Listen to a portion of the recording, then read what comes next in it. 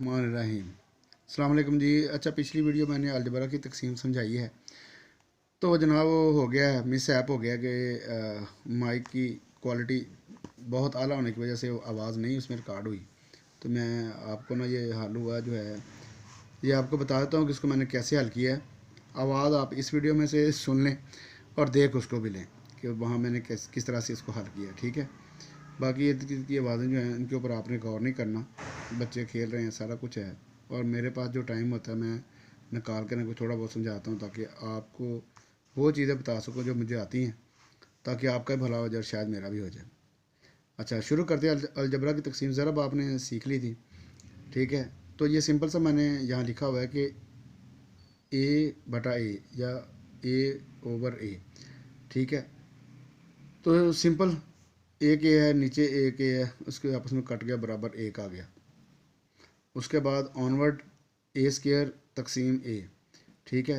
ए square का मतलब कि ए मल्टीप्लाई ए, ये हमने लिख लिया है, ए मल्टीप्लाई ए, ठीक है। ये ए के इसके साथ ख़त्म हो गया, ए के बाकी, दैट्स इट। उसके बाद अगला क्वेश्चन है कि ए ऊपर है, ये सिंगल है, पावर उसकी एक है, ठीक है। जो इसकी पावर नहीं लिखी होती है उसकी पावर एक होती है, ये आपने हमेशा याद रखना है। जिसके साथ कोई असास या बेस नहीं होती उसके साथ बेस एक होती है, ये रूल है मैथ का। जिसके साथ कोई अलामत नहीं होती उसको प्लस होती है, ये आपने याद रखना है, ठीक है। ये आगे एमएससी मैथमेटिक्स तक जो है ना, अगर आपने करना है, अल्लाह करे आप कर लें, ठीक है, तो वहाँ तक आपको काम आएगा। अच्छा जी, ये है। उसके ऊपर ये ए के है, ए के हमने लिख लिया है, ए की 3 है। इसको हम ए मल्टीप्लाई ए, क्योंकि मल्टीप्लाई में आपने पता होगा आपको कि जब कोई भी एक जैसी अलामत आपस में हों तो वो जब मल्टीप्लाई होती है उनकी पावर आपस में जमा हो जाती है। ये बी एक ही है। एक दो आवाज़ें आपको और भी आ रही होगी, आपने उनको इग्नोर कर देना कि कुछ लोग ना, हमारे पास इस तरह के लोग हैं।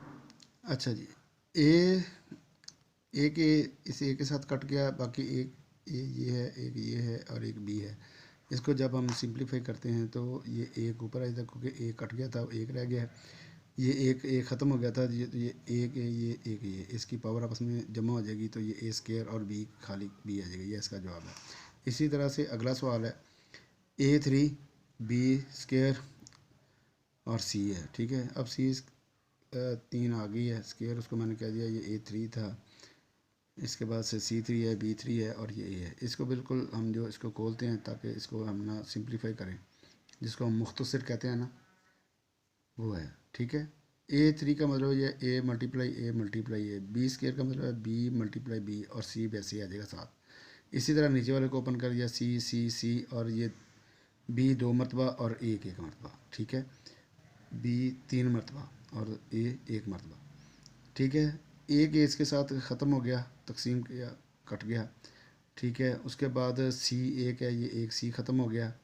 उसके बाद जनाब 2 बी हैं, ये 2 बी आपस में कट गए, एक बी रह गया। इसको हम सिंप्लीफाई करते हैं, ठीक है। तो यहाँ पे ये है ए के, ये आपस में होंगे तो ए स्केयर हो जाएगा, ठीक है। उसके बाद ये और कोई नहीं, ठीक है, लग गया।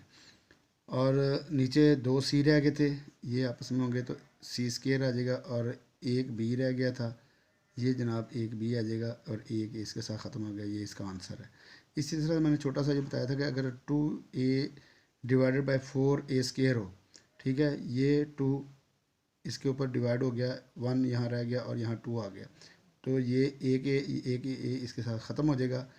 थोड़ा सा मैंने एक स्टेप इसमें से जो है ना स्किप कर दिया ताकि आप उसको ख़ुद कर सकें, प्रैक्टिस करें।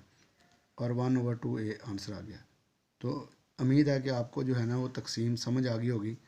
तो क्योंकि अलजबरा की ज़रब और तकसीम यानी कि मल्टीप्लिकेशन और इसमें जो डिवीज़न है, ये बहुत आपस में बहुत नज़दीक का इनका तल्लुक़ है। ये आप दोनों को नज़दीक से समझने की ज़रूरत है, ठीक है। तो अलजबरा की जमा, तफरीक, तकसीम और ज़रब हमने समझा दी है। उम्मीद है कि आपको इन सवालों की समझ आ जाएगी। अगर किसी को नहीं समझ आ रही तो वीडियो को बार बार देखें ताकि आपको ना चीज़ों की समझ आ जाए, और कमेंट्स में लिख दे कि कौन सा पॉइंट आपको समझ नहीं आया, तो फिर मैं आपको समझा दूँगा। अस्सलाम वालेकुम।